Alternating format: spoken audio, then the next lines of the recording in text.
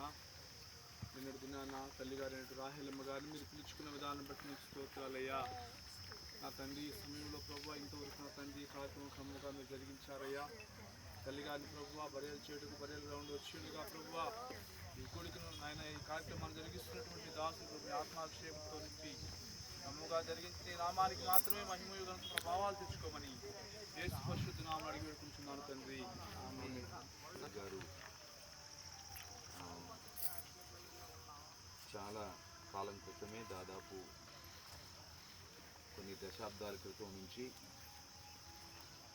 దేవుని గుర్తెరిగి అల్లూరు ప్రాంతంలో ఉన్నప్పుడు దేవుని గుర్తెరిగి ఆ కాలంలో మా నాన్నగారితో వీళ్ళందరూ కూడా కలిసి దైవికంగా తిరుగుతూ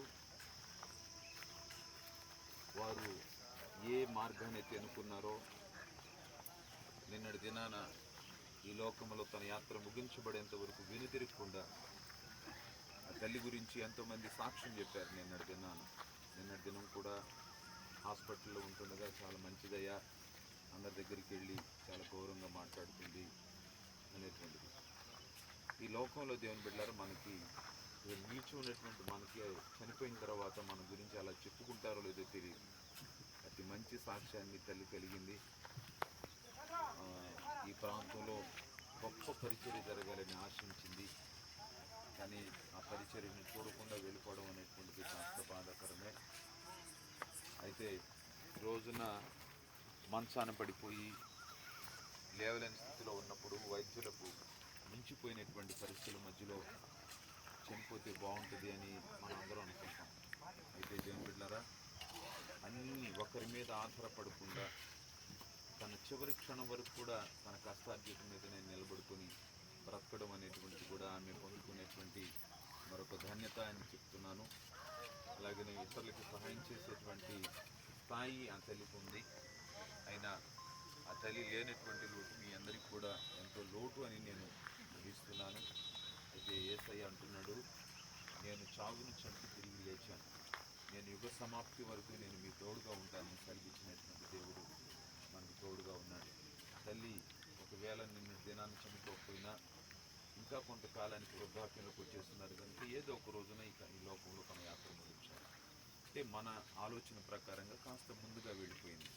అంటే ముందుగా వెళ్ళిపోయిందంటే ఈ లోకంలో మనం ఎప్పుడు పుడతామో తెలియదు, ఎప్పుడు వెళ్ళిపోతామో తెలియదు, ఏ విధంగా మనం వెళ్ళిపోతామో కూడా తెలియదు, దేవునికే తెలుసు. కనుక దేవుని బిడ్డారా, ఆ తల్లి ఈ లోకంలో తన యాత్ర ముగించినటువంటి విధము చూడగా పరిశుద్ధ గ్రంథంలో ఉన్నటువంటి భక్తులు హెబ్రీయులకు రాసిన పత్రిక 11వ అధ్యాయంలో మనం చూసినప్పుడు, మేము ఈ లోకములో యాత్రికులము, పరదేశులము, ఇది మా సొంత దేశం కాదు, మాకు ఒక దేశం ఉంది. ఆ దేశం ఎక్కడుందని వాళ్ళు గుర్తెరిగారంటే పైన మనం చూస్తున్నప్పుడు మేఘాల పైన చంద్రుడి పైన సూర్యుడి పైన నక్షత్రాలు ఉన్నాయి. ఆ నక్షత్రాల పైన ఈ సృష్టిని కలుగు చేసినటువంటి ఆ దేవదేవుడు సింహాసనాసీనుడై ఒక గొప్ప మహిమ కలిగినటువంటి రాజ్యాన్ని ఆయన మన కొరకు సిద్ధపరిచి ఉన్నాడు. అక్కడికి వెళ్ళాలంటే దేవుని బిడ్డారా, ఈ లోకంలో దేవునికి ఇష్టలుగా జీవించి ఈ లోకంలో ఆయన గుర్తెరిగి ఆయన మార్గంలో నడిచినప్పుడు ఏదో ఒక రోజున ఈ లోకాన్ని విడిచిపెడతాం, అక్కడికి చేరుకుంటాం. కనుక ఈ లోకంలో జీవించి ఈ లోకంలో యాత్ర ముగించినటువంటి భక్తులు చివరికి తల్లి కూడా ఈ లోకం నాది కాదు, పరలోకమే అనేటువంటి ఆ కోణంలో నిన్నటి దినాన తన మరణానికంటే ముందు ఎక్కువ సమయం దేవుని సన్నిధిలో ఏడుస్తూ నిన్నటి దినానంతా కూడా ఏడుస్తూ ప్రార్థన చేశారు. అలాంటి ప్రార్థనలో తల్లి పాలు పంపులు పొందింది. ఇప్పుడు ఆ తల్లి లేనటువంటి లోటుని ఎలాగ మాకు తీర్చబడుతుందంటే, మీరు త్వరలో రానున్న రోజుల్లో మీ కుటుంబాల్లో దేవుడు ఇవ్వబోయేటువంటి ఆశీర్వాదాలను బట్టి మీరు తెలుసుకుంటారు. తల్లి లేకపోయినా దేవుడు మమ్మల్ని కాపాడుతున్నాడు అనేటువంటి సత్యాన్ని దేవుడు మీకు ఆ సత్యాన్ని తెలియజేస్తాడు.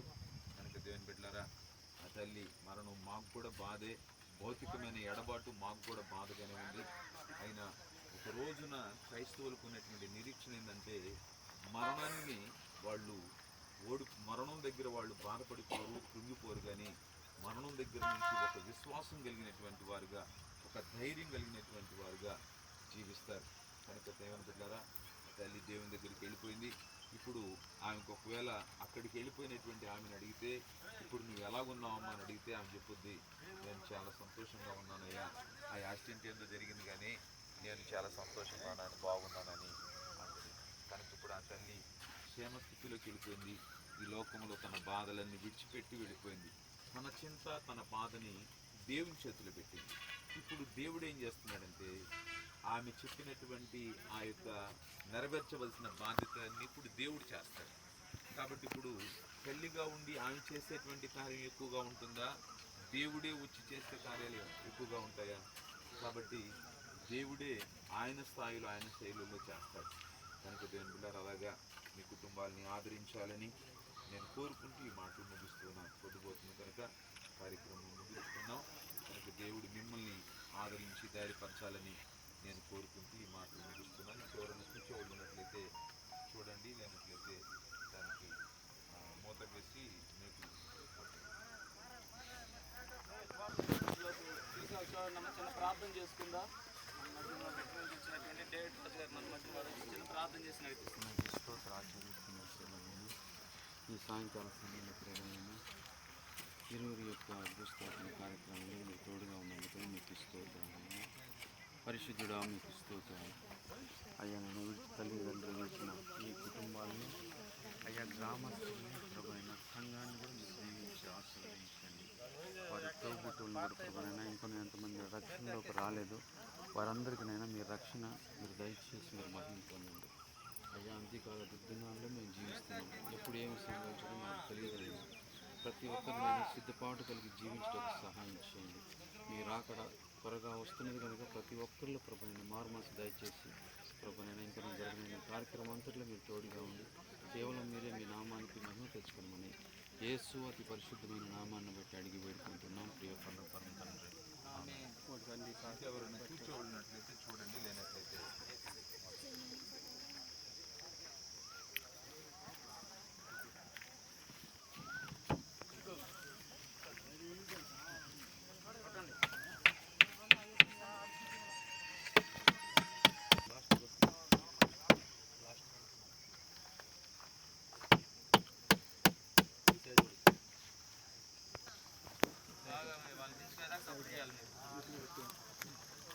కాలు పక్కన తెచ్చుకోండి.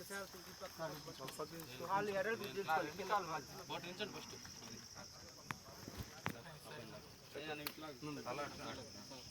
తల పుంజుతాను.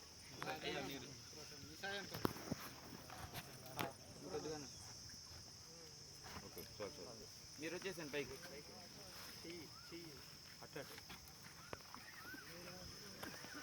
ప్రార్థన చేస్తున్నాం. మహోన్నతుడా, కృప కలిగిన మా తండ్రి, జీవాధిపతి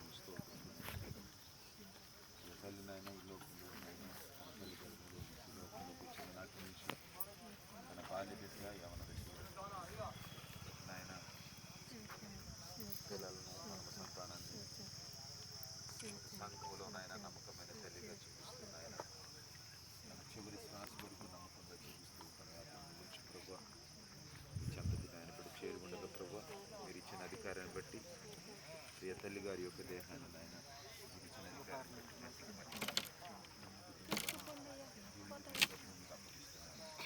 మీరు ఆర్భాటంతో ప్రధాన పురుషత్వంతో ప్రభు మీరు పరిశుద్ధులను కొనుక్కోబడుతున్నాయన మేఘారుడై రాబోతున్నారు. ఆ కడబోర మురుగును పరిశుద్ధులు లేవపడతారు కనుక నాయన ఈ పరిశుద్ధుల పునరుద్ధానంలో మేమందరం కూడా పాల్పొందులు పొందినట్లుగా సహాయం చేయండి. తల్లి విడిచినటువంటి తన కుమార్తెలను, అల్లులను, వారికి ఇచ్చిన సంతానాన్ని, మగ సంతానాన్ని, కుమారుని, కోడలను, వారికి ఇచ్చిన సంతానాన్ని, తల్లి యొక్క తోబుట్టులను, రక్త సంబంధికులను, ప్రాముఖ్యమైన వృద్ధాప్యులను తండ్రిని కూడా మీరు దర్శించండి. అప్పటికైనటువంటి గాయములన్నీ మానికి కృప చూపించమని కృప కలిగిన స్థానికి బిడ్డలందరూ కూడా అప్పగించుకుంటూ కార్యక్రమాన్ని ఇలా జరుగుటకు నాయన బిడ్డలందరూ కూడా ఎంతో బాధ్యతగా ఎంత దూరం వచ్చి కార్యక్రమం జరిగించి ఉండగా నీ కృప చూపించమని యేసయ్య నామములో ప్రార్థించి వేడుకుంటున్నాం పరమ తండ్రి. పరమ తండ్రి అయిన దేవుని ప్రేమ, కుమారుడు రక్షకుడైన యేసుక్రీస్తు కృప, పరిశుద్ధాత్మ దేవుని యొక్క సన్నిధి సహవాసం కూర్చున్న